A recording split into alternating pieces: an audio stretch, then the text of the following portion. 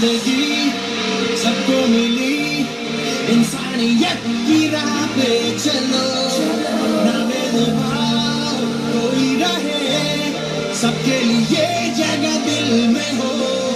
अहमदाबाद पर पहुंचे असली गर्जना करने के लिए आतंकवादी के लिए रात को 3:30 बजे सुप्रीम कोर्ट खुल सकती है तो इस देश के मनुष्य के मारने के लिए अब मेरे संग हो।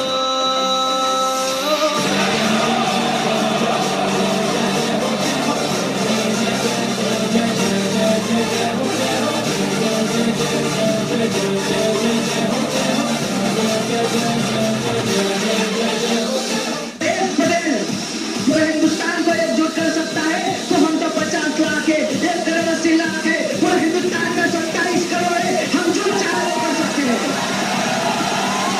हमें हमारा हक चाहिए, प्यार से चाहिए, आन से चाहिए, मान से चाहिए, शान से चाहिए और इस हक को हम देख नहीं मानते। हमारे आने वाली पीढ़ी के हक की बात है, हमारे आने वाली पीढ़ी के विकास की बात है।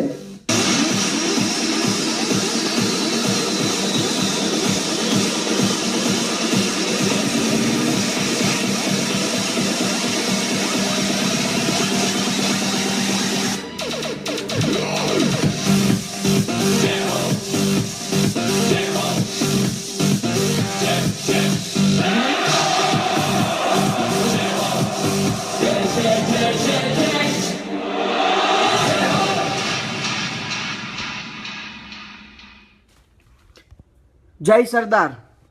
આજના પાટીદાર ક્રાંતિ દિવસ નિમિત્તે હું આપ સૌને હૃદયપૂર્વક હાર્દિક શુભકામના પાઠવું છું। પાટીદાર સમાજના અને પાટીદાર સમાજના વિકાસ માટે આજે આપણે સૌએ જે પાટીદાર મહાક્રાંતિની શરૂઆત કરી હતી અને ઓગસ્ટ ક્રાંતિની અંદર પાટીદારોની આ જોમ શક્તિને આપણે બહાર લાવ્યા હતા એ બદલ હું આપ સૌનો ખૂબ ખૂબ આભાર માનું છું। આવનારા દિવસોમાં પાટીદાર સમાજને અનામત આપીને જ રહેવાનું છે, એમાં કોઈ મનમેખ નથી। હું આપ સૌને વચન આપું છું કે હું કોઈ પણ રાજકીય પાર્ટીમાં નથી જોડાવાનો, પાટીદાર શહીદોને ન્યાય અપાવવાનો છું અને અનામત આપણને જરૂરથી મળશે, એમાં કોઈ મનમેખ નથી। બસ આપ સૌ લોકો સાથ સહકાર આપજો, કોઈ પણ વ્યક્તિની વાતમાં આવીને કોઈ પણ સમાજને નુકસાન ન થાય અને આપણો સમાજ આ મહા લડતને અને આ વિશાળ લડતને પાર પાડે એવી આપણે સૌએ સહયોગ આપીને આગળ વધવાનું છે। મિત્રો, આવતીકાલે શહીદ દિવસ છે, એ પાટીદાર યુવાનોની શહીદી એળે ન જાય, એમને શ્રદ્ધાંજલિ મળે અને આ લડાઈ ખૂબ લાંબી ચાલે એ માટે હું આપ સૌને આહવાન કરું છું। વિશ્વાસ રાખજો, પાટીદાર સમાજનો હું વિશ્વાસ નહીં તોડું। જય સરદાર,